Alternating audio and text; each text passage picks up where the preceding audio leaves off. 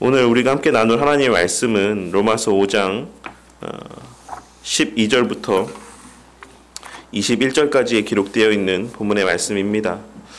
오늘 말씀에서 바울은 우리가 그리스도로 말미암아 어제 함께 나누었던 놀라운 특권과 유익들을 받아 누리게 되었는데 어떻게 그것이 가능한 것인지를 오늘 본문의 말씀을 통해서 설명하고 있는 것이라 할 수가 있습니다. 다시 말해 어떻게 예수님께서 우리의 대표가 되어 주시는 것이며 우리가 어떻게 그리스도와 연합될 수 있는지를 설명을 하고 있다라는 것입니다. 그 일을 위해 먼저 바울 사도는 아담의 원죄에 대해서 언급을 하고 있습니다. 바울 사도는 아담의 예를 통해 어떻게 우리가 죄인으로 태어나게 되었는지를 설명을 하며 그것을 통해 어떻게 우리가 또한 예수님의 십자가 대속의 사역을 통해 그 죄 가운데서 자유함을 누리게 되었는지를 설명하려 하고 있는 것입니다. 먼저 1절에서는 인류가 오랜 시간 씨름했던 두 가지의 중요한 또한 답이 없다 여겨지는 질문에 대한 내용이 언급이 되고 있습니다. 그리고 그것은 바로 첫째, 인간은 왜 죄를 짓게 되는 것인가 라는 것이고 둘째로는 인간은 왜 죽게 되는 것인가 라는 두 질문에 대한 내용을 언급하고 있는 것입니다. 사실 포스트 모더니즘 사회를 살아가는 우리들에게 있어서 죄가 무엇이냐라는 것은 많은 논의가 필요한 주제가 되고 말았습니다. 왜냐하면 사회마다 죄라고 규정하는 개념들이 다르고 실제로 각 나라마다 법의 내용들 가운데 차이가 있는 것도 사실이기 때문입니다. 하지만 그럼에도 불구하고 어느 나라에 사는 어떤 사람이든지 간에 자신이 아무 죄가 없는 완벽한 사람이라고 생각하는 사람들은 없습니다. 그리고 여기서 우리는 도대체 그렇다면 인간은 그 마음의 죄라고 생각되는 일들이 무엇인지를 다 잘 알고 있으면서도 그와 같은 죄가 되는 행동들을 왜 행하며 살아가게 되는 것인가 라는 의문을 갖게 되는 것입니다. 그리고 하나님을 알지 못하고 성경을 믿지 않는 자들은 결코 발견해낼 수 없는 그 답을 하나님께서는 아담이 지은 원죄 때문이라고 말씀을 하고 있는 것입니다. 우리는 죄가 어떻게 우리에게 전가되어지고 유전되는지를 정확하게 알 수는 없습니다. 하지만 분명한 것은 하나님께서 성경에 기록된 말씀들을 통해 들려주시는 바와 같이 아담의 범죄함으로 말미암아 이 땅에 태어나는 모든 사람들은 날 때부터 죄인으로 태어난다라는 것입니다. 그리고 우리 각자에게 또한 주어진 그 원죄는 우리의 본성을 오염시킴으로 말미암아 우리는 날 때부터 죄에 끌리고 죄인의 성향을 나타내며 실제로 죄를 범하는 삶을 살아가게 되는 것입니다.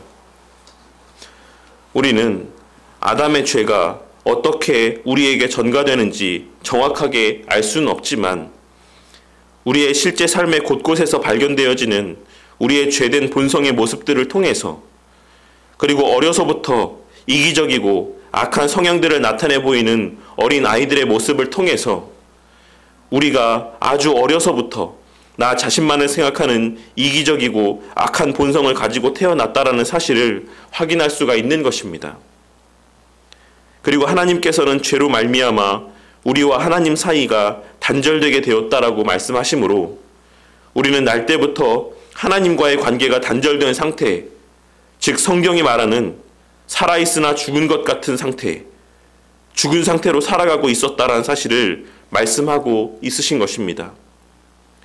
그렇게 죄가 죄인지도 모르고 그저 육신의 죄된 성향이 이끄는 대로 범죄하며 살다가 또한 죽고 죽음 이후에는 영원한 형벌에 처해져야지만 되었던 존재들이었던 것입니다. 하지만 하나님께서는 그와 같이 아무런 소망 없이 살아갈 수밖에 없었던 우리들을 아담의 대표성과 우리와의 연합의 그 원리를 둘째 아담이신 예수님께도 적용하여 주심으로 예수님으로 말미암아 우리가 직접 공의의 대가를 치르지 않고 의의를 성취하지 않아도 죽은 자 가운데서 다시 살리시고 우리를 의인이라 여김받게 해주신 것입니다. 어떤 분들은 내가 짓지도 않은 죄로 인해 죄인으로 태어나는 것이 불합리하고 불공평하다라고 이야기하는 분들도 있는 것이 사실입니다. 하지만 우리는 아담이 어떤 존재로 지음받은 존재였는지를 잊지 말아야지만 될 것입니다. 아담은 본래 죄가 없는 무죄한 상태로 태어났음에도 불구하고 사단의 미혹에 이끌려 죄를 범하고 말았습니다. 그러니 만에 하나 우리 또한 설령 죄가 없는 상태로 태어난다 할지라도 결국 우리는 모두 범죄할 수밖에 없는 존재들인 것이며, 그것은 우리가 신학 강좌 시간에 함께 나누었던 바와 같이 인간 자체가 본래 의존적이고 가변적인 존재로 지음을 받았기 때문에 필연적으로 초래될 수밖에 없는 모습인 것을 깨닫는 은혜가 있으시기를 바라겠습니다. 그러니 하나님께서는 피조물로서의 어쩔 수 없는 한계를 지니고 있는 의존적이고 가변적인 인간을 완전하고도 완벽하게 구원하시기 위해 친히 하나님이신 예수님을 이 땅에 보내어 주심으로 당신의 구원하시기로 작정하신 백성들을 확실하게 구원하여 주신 것입니다. 이 첫사람 아담과 둘째 아담으로 오신 예수님에 대한 말씀에 담긴 하나님의 오묘하고도 깊은 뜻, 사랑이 가득한 뜻을 깨닫는 우리 모두가 되기를 바랍니다. 우리는 구원을 받았음에도 불구하고 여전히 우리 안에 잔존하는 죄된 본성으로 말미암아 죄를 범하게 될 때마다 아무런 의를 행할 수 없었던 우리를 그리스도로 말미암아 의인이라 칭해 주시는 하나님의 은혜와 사랑에 감사할 수 있게 되는 것이며, 여전히 하나님을 모르고 살아가는 자들을 볼 때마다 우리도 그와 같이 죄를 죄인 줄 모르고 죽음에서 태어나 죽은 채 살아가다가 영원한 죽음을 맞이하게 될 수밖에 없었던 우리로 하여금 죄가 무엇인지를 알게 하시고 하나님이 어떤 분이신지 내가 어떤 존재인지를 알게 하심으로 진정 살아있는 자가 되어 천국 영생의 복과 천국의 소망을 허락하심에 대해 또한 감사할 수 있어야지만 되는 것입니다. 세상의 모든 사람들은 그저 잘 먹고 잘 살아가는 것, 이 땅에서 대접받고 형통한 삶을 살아가는 것이 복된 삶이고 잘 사는 삶이라고 이야기할지 모르지만, 실상 우리에게 있어 진정 감사의 제목이 되는 것은 우리가 둘째 아담으로 오신 예수님으로 말미암아 인간으로서는 절대 누릴 수가 없는, 인간으로서는 절대 누릴 수가 없었던 죄를 죄로 알고 하나님을 하나님으로 알 수 있게 된 그 특권과 은혜라는 사실을 깨닫고 삶의 그 어떤 형편과 상황 속에서도 불변하는 그 특권과 은혜로 말미암아 항상 감사와 기쁨이 넘치는 삶을 살아가는 우리 모두가 되어야지만 되는 것입니다.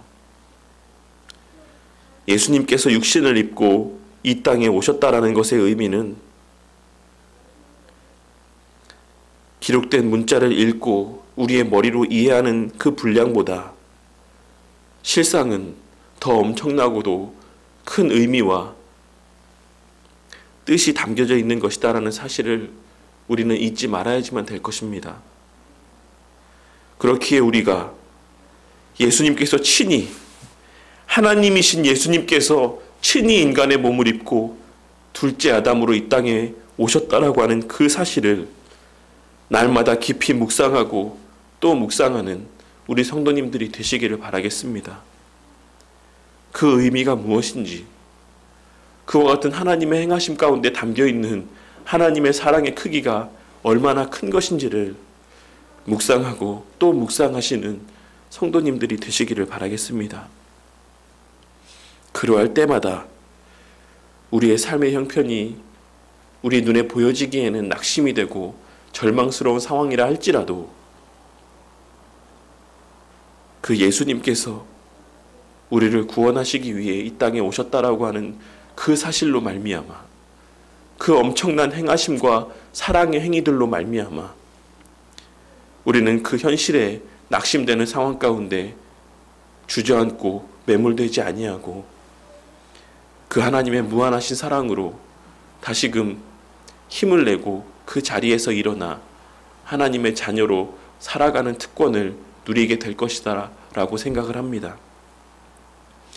어제 수요 예배 때 나누었던 말씀에서와 같이 날마다 말씀 안에서 우리의 부족과 연약, 그리고 우리의 죄된 본성을 발견하고 하나님의 우리를 향한 사랑과 은혜를 발견하는 가운데 이미 우리에게 허락하신 그 은혜, 그 특권이 우리의 참된 생명 안에서 왕노릇하며 그리스도로 말미암아 영생에 이르게 하시는 우리 하나님의 놀라운 사랑을 매일의 삶 속에서 충만히 그리고 실제적으로 만끽하며 살아가게 되는 그와 같은 은혜가 오늘 한날 우리 모든 성도님들에게도 충만하시기를 주님의 이름으로 간절히 축원합니다.